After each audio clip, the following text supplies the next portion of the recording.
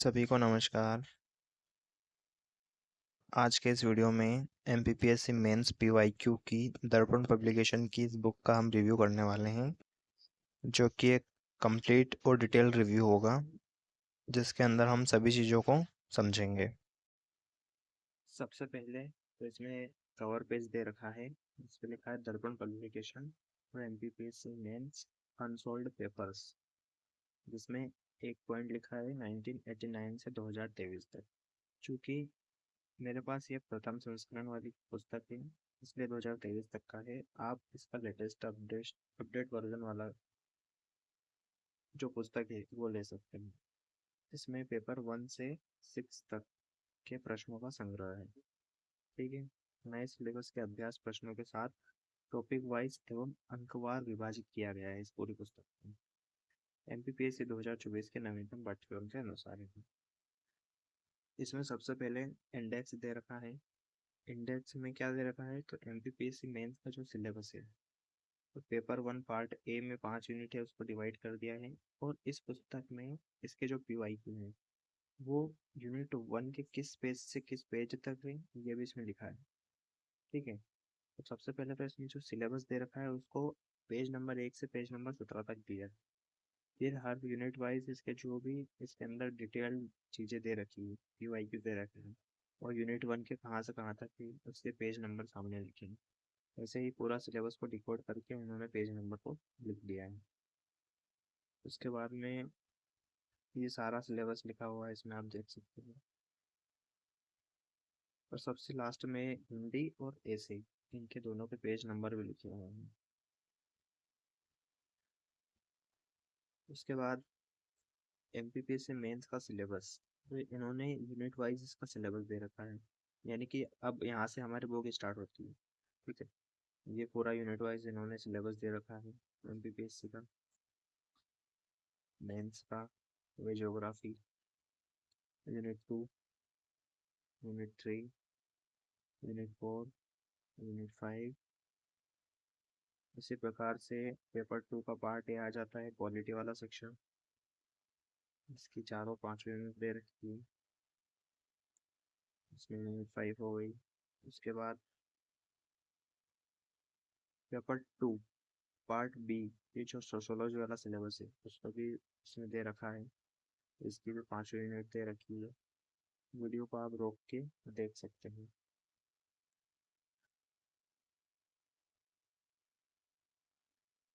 ठीक है। ये पांचों यूनिट इसकी दे रखी है। उसके बाद पेपर 3 पार्ट ए का अर्थशास्त्र वाला सिलेबस इसमें दे रखा है, इसकी पांचों यूनिट दे रखी है। हिंदी और इंग्लिश दोनों में लिखा हुआ है सिलेबस। यूनिट 2 आ जाती है इसकी, unit 3, unit 4, unit 5। Paper 3 part B science वाला सेगमेंट आ जाता है।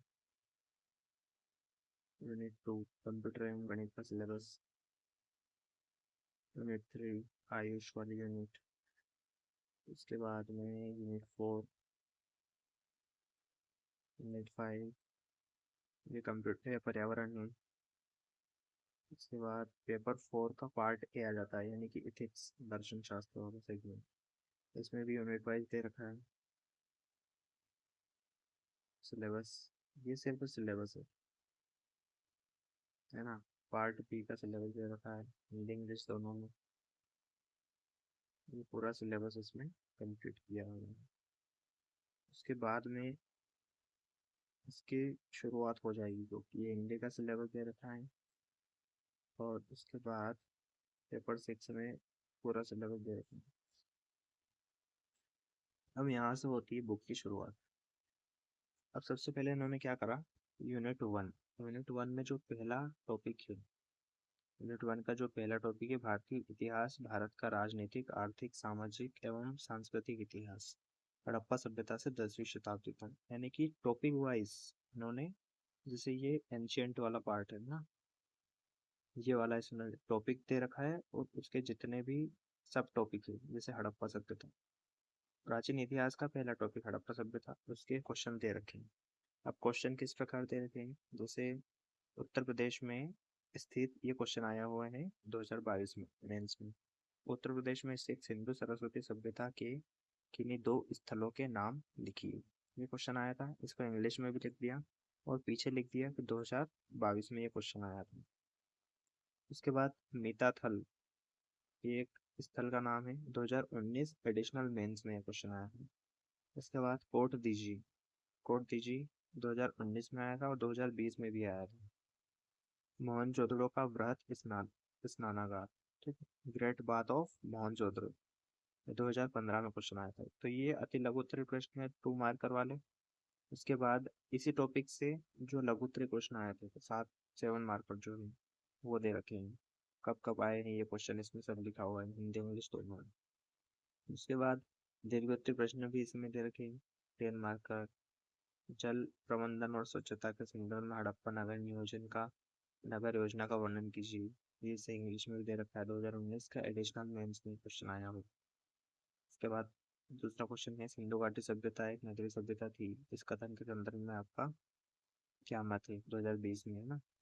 इसी प्रकार वैदिक काल, ये दूसरा टॉपिक चालू हो जाता है, उसके सारा क्वेश्चन दे रखे हैं, है ना। उसके बाद में 2 मार्कर है ये। इसके बाद ये 7 मार्कर आ जाते हैं वैदिक काल के, और ये 10 मार्कर आ जाते हैं। ऐसे ही सारे सब टॉपिक को उन्होंने मतलब मर्ज कर दिया, उन सबको अलग अलग पॉइंट में दर्शा दिया और उनके क्वेश्चन मेरे को सब दे दिए हैं। तो सबसे अच्छी चीज़ मेरे को ये लगी कि अगर किसी को इतिहास का सिलेबस नहीं पता, मान लो किसी ने इतिहास नहीं पढ़ रखा, तो वो क्या कर सकता है, इस बुक के माध्यम से क्वेश्चन लगा सकता है। जैसे मान लो कि कोई स्टूडेंट है, वो पढ़ रहा है इस बुक को, मतलब क्वेश्चन का एनालिसिस कर रहा है पीवाईक्यू का, तो वो देख सकता है कि हड़प्पा सभ्यता पहला टॉपिक है। फिर उसके बाद में दूसरा टॉपिक कौन सा था यहाँ पे, वैदिक काल, वैदिक काल दे रखा है ना। उसके बाद में महाजनपद काल आ गया, ऐसे मौर्य काल आ गया, ये सब इसमें दे रखे हैं, है ना। तो ये क्वेश्चन का अरेंजमेंट मुझे बहुत सही लगता है इस पुस्तक का। फिर उसके बाद मौर्योत्तर काल, फिर गुप्त काल, ऐसे सारे टॉपिक को इन्होंने कवर कर दिए, है ना। इसके बाद यूनिट 2 आ जाती है, जो पेपर 1 पार्ट ए हिस्ट्री है, उसकी यूनिट 2 आ जाती है। उसमें जो लाइन लिखी है सिलेबस के अंदर, उसको उठाया, पॉइंट वाइज यहाँ कर दिया। यानी कि यूनिट 2 में तो एमपी हिस्ट्री दे रखी है 1 से 3, तो पूरा पॉइंट उठा लिया और उसके सारे क्वेश्चन इसमें दे लाया। जैसे अति लघु उत्तरीय प्रश्न के 2 नंबर वाले हैं, राजा भोज द्वारा रचित किन्हीं 2 ग्रंथों के नाम लिखिए, 2022 का क्वेश्चन। श्री हर्ष या सीयक, 2021 का क्वेश्चन। ऐसे ही दीर्घ उत्तरीय प्रश्न, अब यहाँ से लघु उत्तरीय प्रश्न नहीं आ रहा तो उन्होंने छोड़ दिया, ठीक है। ये पूरा क्वेश्चन दे रखा है इसमें। उसके बाद तीसरी यूनिट आ जाती है, यूनिट 3। इसमें आधुनिक भारतीय इतिहास है, इसके सारे क्वेश्चन दे रखे हैं, है ना। उसके बाद में आप देख सकते हैं पूरे क्वेश्चन इसमें दे रखे हैं। फिर इसमें भी आधुनिक भारत में टॉपिक वाइज अरेंजमेंट कर दिया कि राष्ट्रीय स्वतंत्रता आंदोलन एवं इसके नेतृत्वकर्ता कौन कौन है, ये टॉपिक है, इसके सारे क्वेश्चन। अब देखो इससे सबसे ज्यादा क्वेश्चन पूछो, हृदयनाथ कुंजरू, ये सारे क्वेश्चन देख लीजिए आप इसमें कब से कब तक। अब एक क्वेश्चन तो ऐसा है जैसे जलियांवाला बाग हत्याकांड, 7वां नंबर का। अब 1989, 1992, 2004, 2016, यानी कि 1989 से शुरुआत हुई है इसमें क्वेश्चन की। यानी कि आप अगर प्रैक्टिस करोगे तो आपको ये भी पता चल जाएगा कि ये क्वेश्चन कितनी बार रिपीट हुआ है। यानी कि पुस्तक बहुत सही है, बहुत अच्छी डिजाइन की गई है, ये सारे क्वेश्चन इसमें आ जाएंगे,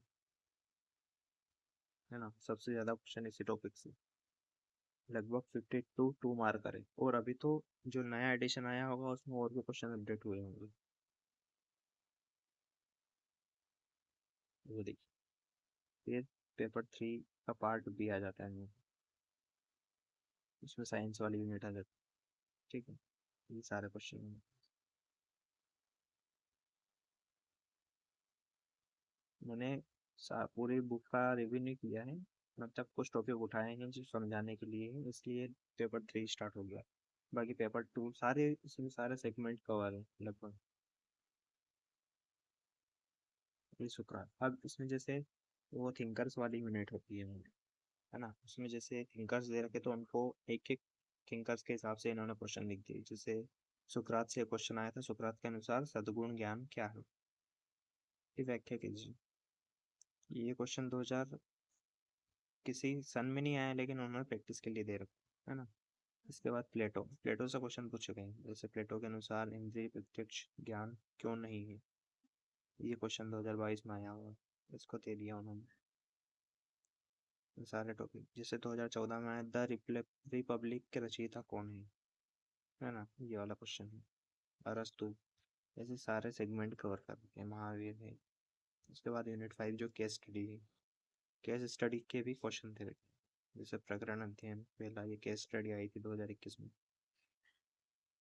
तो ये एक डिटेल्ड बुक है।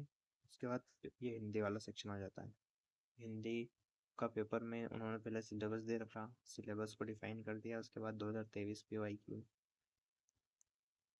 चूँकि ये बुक 2023 तक की थी इसलिए 2023 तक का था, इसमें दे रखा है। ये पूरा सेगमेंट दे दिया हिंदी का पेपर। इसके बाद 3 अंक। आपको अगर और ध्यान से देखना है तो आप वीडियो को रोक कर देख सकते हैं। पारिभाषिक शब्दावली ये आ गई, है ना। तो ये सब कुछ अरेंजमेंट बहुत सही है इसका। उसके बाद इसमें ऐसे वाला पेपर भी है, ये प्रारूप लेखन वाला सेगमेंट है। प्रारूप लेखन में उन्होंने क्या करा, सारा प्रारूप लेखन 2023 में पूछे गए हैं, 2022 में जो पूछे गए ये दे रखे हैं, 2018, 21, 17, 19, 2016, ये सब कुछ एक जगह दे रखे सारे। लास्ट का ये कवर पेज है इसका, दर्पण पब्लिकेशन की प्रमुख किताबें सब दे रखे हैं इसमें। और इसकी MRP 180 रुपये है, तो लगभग 150 रुपये के आसपास आपको ये मार्केट में उपलब्ध हो जाएगी, 130 रुपये के आसपास हो जाएगी। ठीक है, तो ऐसे ही सारी बुक का रिव्यू देखने के लिए आप चैनल को सब्सक्राइब कीजिए, लाइक कीजिए और शेयर कीजिए। आगे भी इसी तरह के रिव्यू हम लाते रहेंगे, और मेंस की लगभग सभी किताबें, आकार हो या निर्माण हो, सबका डिटेल रिव्यू में ही करेंगे। प्री की भी सारी किताबों का रिव्यू हम करेंगे। अगर कोई डाउट हो तो इस वीडियो के नीचे कमेंट कर दीजिएगा। आज के लिए इतना ही, धन्यवाद।